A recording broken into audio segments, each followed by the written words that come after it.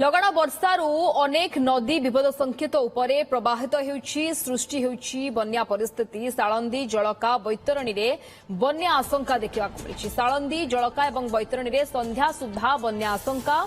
सूचना देले जलसंपद सर्वोच्च एजेंसी दिलीप राउत महानदी अववाहिकार बन्या आशंका नहीं पुरी निमापड़ा जगतसिंहपुर रे केवल वाटर लॉगिंग होई पारे बैतरणी चांदबाली धामनगर जाजपुर प्रभावित हेब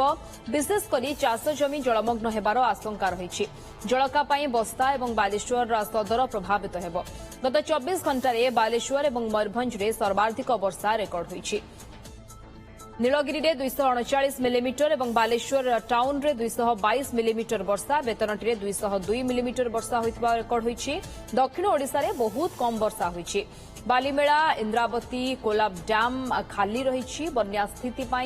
2-3 दिन भितर हीराकुद गेट खोलिबो नाही राज्य में एथर वर्षा अनेक तारतम्य देखा मिली एजावत सुवर्णपुर जिले में सर्वाधिक और गजपति में सर्वनिम्न वर्षा रेकर्ड होईछि किछि स्थान में हठात प्रचुर वर्षा होतिबारु फ्लैश फ्लड स्थिति भी उपजिछि साळंदी आम पाखापाखि 50 क्यूमेक पानी मात्र बर्तमान डैम छाड़ू हदगड़ डैम रु कि उपरमुंडू पाखापाखि 300 क्यूमेक पानी पाऊँ तो आम जहाँ स्पेस स्टोरेज अच्छी आम आडजस्ट करुचु फ्लड मॉडरेशन करने चेष्टा करुचु तथापि आम डाउन स्ट्रीम रे वर्षा और जो 50 क्यूमेक जल निष्कासन हो डैम रु ता जो भद्रक पाखापाखि एरिया रे किछि हमर वाटर लॉगिंग बन्या परिस्थिति भली अवस्था वर्तमान अच्छी सेठी हमर गोटे अच्छी राजघाट बोली भद्रक पाखरे जगह गोटे ब्रिज अच्छी से पाखे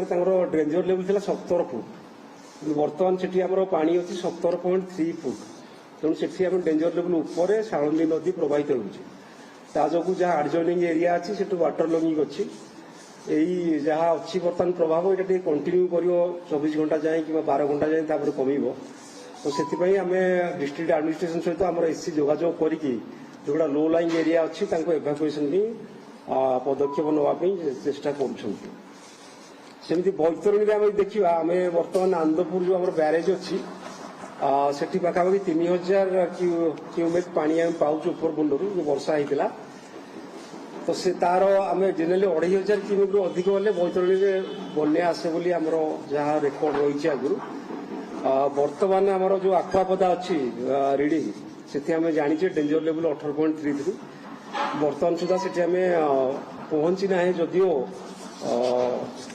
डेंजर लेवल रे संध्या सुधा आम आशा करुचु से बढ़ी पाखापाखि 18.8 हो आमर जहाँ सेंट्रल वाटर कमिशन जहाँ देछन रिपोर्ट सेठी डेंजर लेवल पार करी 18.8 लेवल हमको संध्या सुधा पहुंचे तेणु से एरिया जोड़ा रहा आमर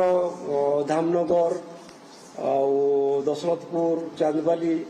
से एरिया गुड़ा टी बन्या आफेक्टेड हम मोस्टली आम चाष जमी बेसी जलमग्न हबार संभावना रही बहुत कम जगार किसी लोक प्रभावित हो जहाँपाई कि आज भी सका एससी मैंने आमर